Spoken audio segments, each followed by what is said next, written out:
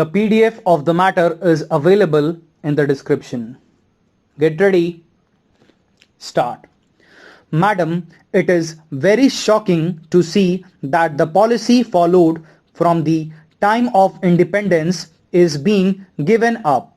Nehru based his foreign policy on the preservations of India's global interests. His foreign policy principles were unchanging. National security was constant in Nehru's thinking. But we find that there is now a shift. The emphasis is only on regional problems when we must look at the problems on a global basis. The longest eclipse of our independent foreign policy came during Narasimha Rao's regime. Rao told his partymen that NAM had ceased to be a force after the changes in Yugoslavia, that India would never be subservient to or sit in the lap of any country, that it would not tolerate arm twisting.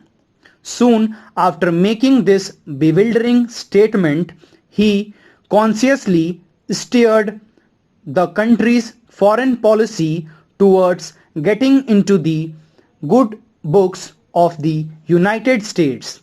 His government sought and abided by the advice of the United States-centric World Bank, IMF, combined, opened all doors, windows and ventilators to the MNCs and sought foreign investment at any cost. This was obviously not the way other nations invited foreign policy investment, not the way China did, not even on the basis of the elementary cost-benefit calculations that guide the neighborhood Bania. The so-called liberation was done entirely in a posture of prostration. The result was an array of inessential investments were made. This once repeated nation, this once leader of the largest international alliance NAM, is today by the large friendless result.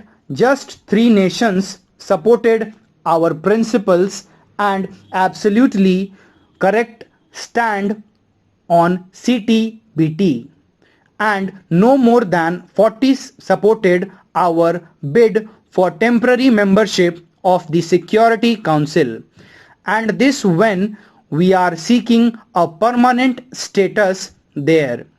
The foreign minister has come in for considerable flack in his Security Council route. In fact, I must confess to being surprised that we received as many as 40 votes.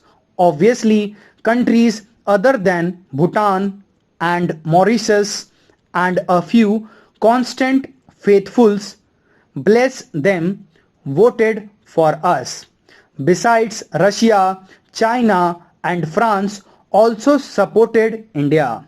I am not sarcastic when I say that this is no mean achievement considering the shambles of our foreign policy has been in for many years now.